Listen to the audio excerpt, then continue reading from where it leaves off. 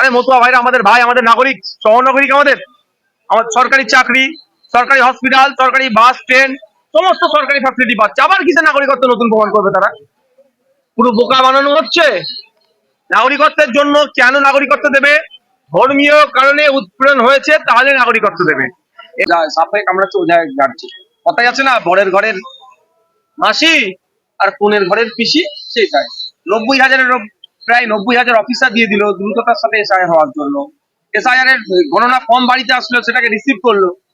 আমি তো বলেছি মমতা ব্যানার্জি তার তৃণমূলের সুপ্রিমো যারা আছেন, অভিষেক বাবু যারা আছেন, তাদের ফর্মটাকে ওপেন ক্যামেরাতে ছিঁড়ে ফেলে দিই, তাহলে এসআইআর তাহলে জন্ম তারা মানছে না। বাংলার মানুষকে বোকা বানানো হচ্ছে। আমরা পলিটিক্যাল এসআইআর এর চরম বিরুদ্ধে, কিন্তু সংবিধান সম্মত এসআইআর কে আমরা কেউ খোটা করতে পারবো না।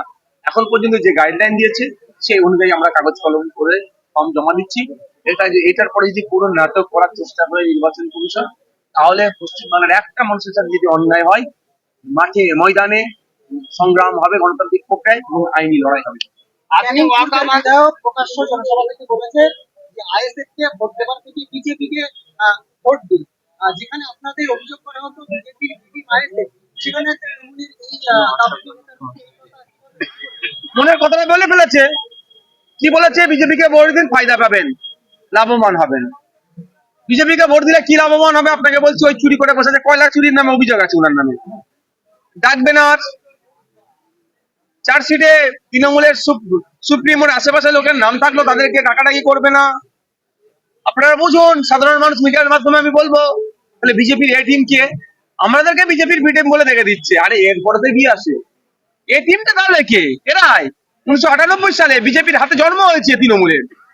তখন অটল বিহারী বাজপেয়ী, আডবাণীজি, রাজনাথ সিং জি, এদের এরা তৃণমূল নামক দলটাকে লালন পালন করে বড় করেছে। এরা বিজেপির সাথে মিশে আসছে। ওই জন্য তৃণমূল এত দুর্নীতি করলো, বিজেপি এদেরকে ছেড়ে রেখেছে, মানে সেন্ট্রাল এজেন্সি। আর দেখবেন শুভেন্দু অধিকারী বিজেপির নেতা যেভাবে রাত দিন হিন্দু মুসলমানের সম্প্রীতি বিঘ্ন হবে, এলাকায় হিংসা, এই ধরনের কথা বললো, তাদের বিরুদ্ধে বড় কোনো মামলা করছি না। আর আমরা যদি একবারও যদি তবে অবশ্য দালাল পুলিশটাকে দালাল বলেছিলাম বলে আমার নামে একটা মামলা করে দিচ্ছি, তবে ওই মামলা আমি ভয় খাই না। একেবারে আরো হুঁশিয়ারি দিলেন যে আপনাদের ক্যানিং এই লড়ার জন্য হুঁশিয়ারি দিয়েছেন এবং ফুটবল থেকে ধরে এনে বা এনে ওখানে দাঁড় করাবেন। ঠিক আছে, আমি একটা কথা বলবো মতুয়া ভাইদের উদ্দেশ্যে, যে ওই বিজেপির নেতাদের ফাঁদে পড়বেন না আপনারা, কিন্তু এদের ফাঁদে পড়লে বিপদ হবে।